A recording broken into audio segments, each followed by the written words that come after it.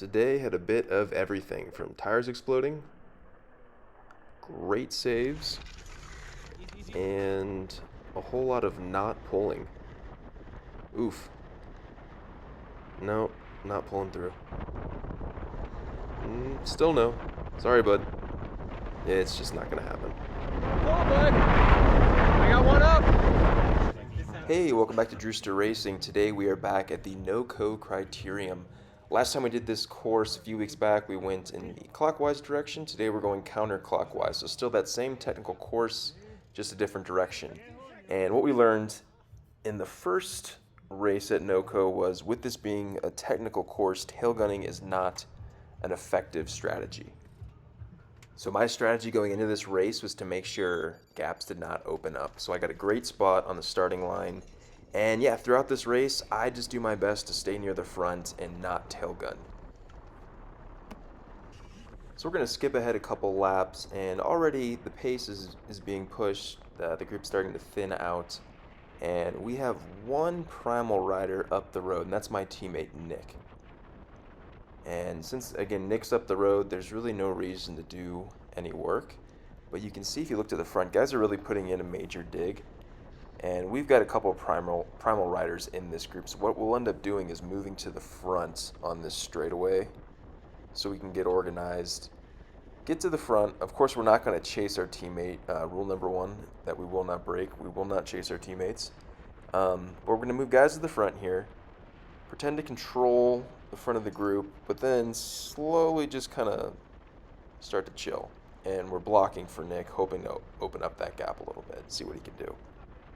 So once my teammate Tyler and I get to the front, you can see the pace really drops down. We're doing something in the high 100s now, averaging around the mid 2s.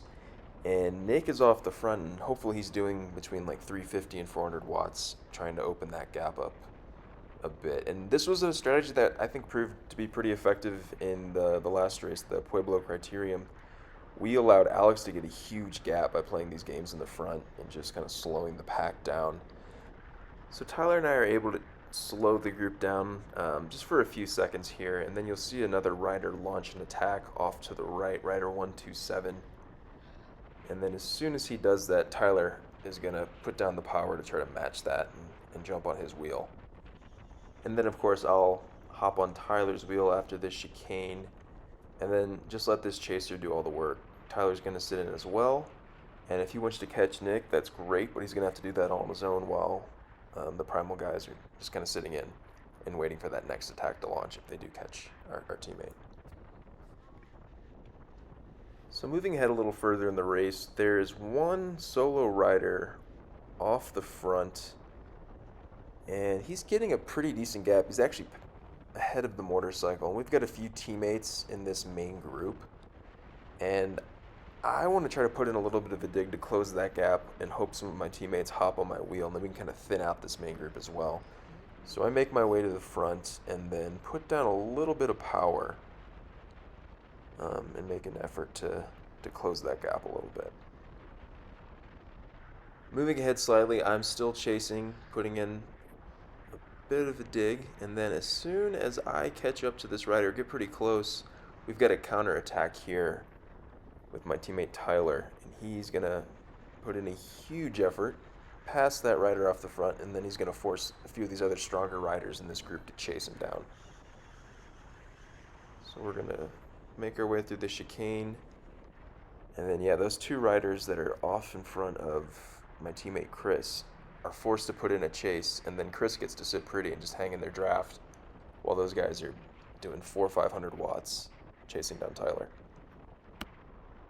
Skipping ahead a corner or two on this same lap, if you look to the left, you're going to see a whole other group behind us. This field split into two, and there's maybe 10 or so guys, I don't know, in this main group off the front, and I'm just barely hanging on because the pace is really kicked up. We still have Tyler well off the front, two strong chasers. Chris is in a great position, sitting pretty, not having to do a lot of work, and then I've made contact again with this main group.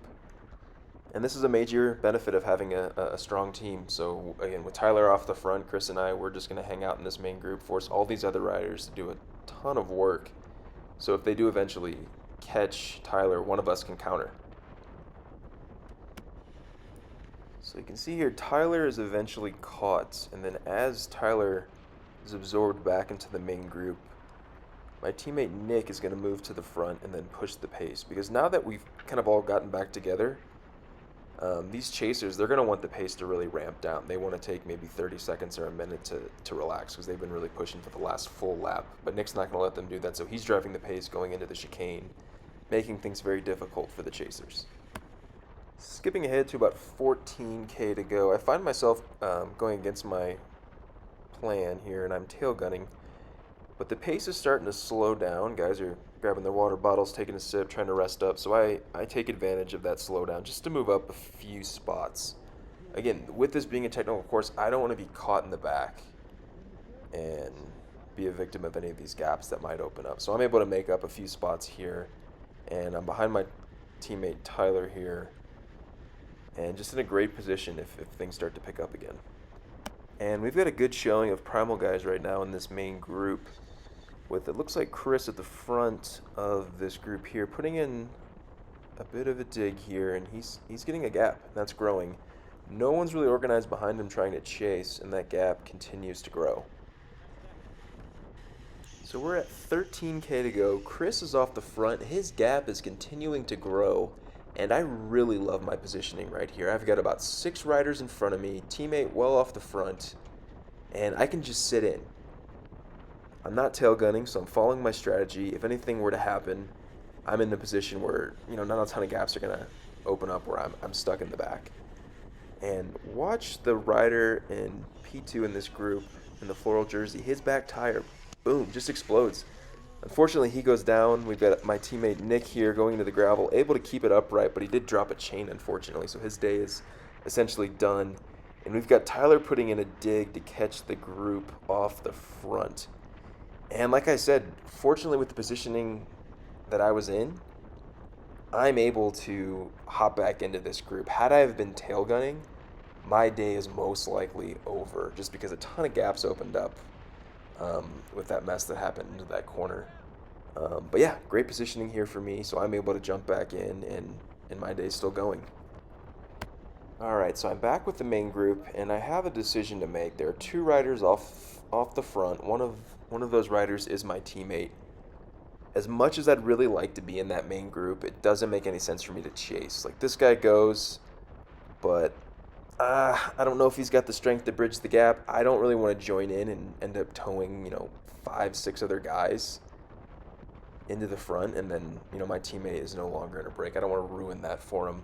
And who knows if I can even catch it. So I decided to just kind of sit in this guy's wheel and let my teammate do his thing off the front. And this guy who just attacked, unfortunately, kind of burns up a little bit here. And he's going to join our group. But yeah, I'm just sitting in right now. Again, there's no reason to chase my teammate. There's a bunch of other non-primal guys in this group, and if I chase, they're going to jump on my wheel, and that group of 2 off the front is going to turn into a group of 8 or possibly more. Skipping ahead a little further, I do a poor job going through this hairpin, take it kind of slow, and the group is really pushing the pace, so it's kind of strung out, and there are some gaps opening up. I've got a lot of space to make up to catch up to this BJC rider. And then the group of 2, including my teammate off the front, is eventually going to turn into a group of 4. Fortunately, I'm able to join the main group behind by putting in a little bit of a dig right here. So what I'm going to try to do is stay in contact right here with this main group that's a bit strung out right now.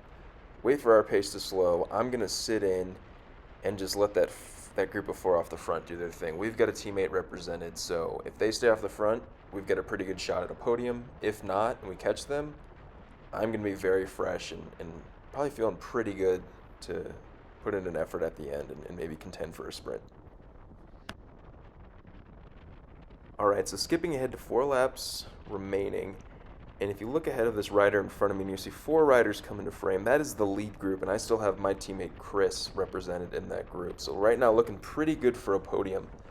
And I'm currently in the chase group with 3 other riders. We've got rider 127 in front of me here, putting in a great effort to try to bridge. He's going to give me an elbow flick to move forward and try to pull us back. And yep, that's not going to happen. I will not be chasing my teammate today. So there goes the elbow flick. I kind of pull ahead, but yeah, I mean, I'm doing 200 watts. Not much of a dig there. And I'm going to go through the chicane. I still put in a dig after the chicane because I feel like he's going to surge and I don't want to be caught too far back and let a gap open up. So I put in a little bit of an effort here, but once I like my speed, I kind of ease off the throttle a bit and bring it back down to 200 and let him take over. And yeah, there's really, again, there's no reason for me to chase. We've got a guy off the front at a good shot at securing a podium, and I'll be sprinting for fifth with fresh legs, so I'm pretty happy about that. And if for some reason that group off the front gets caught, I'm also going to be fresh for that podium sprint or possibly the top step. Skipping ahead a little further, I just finished up taking a lazy pull off the front, and I think the rider in front of me is getting a little fed up, so he's going to put in an effort to try to drop me. So smart on his part, and then I've got to put in a dig to catch back up. He's able to get a little bit of a gap, but again, I haven't been doing a whole lot these last few laps, so I'm able to just kind of slowly reel him back in and jump back on that wheel.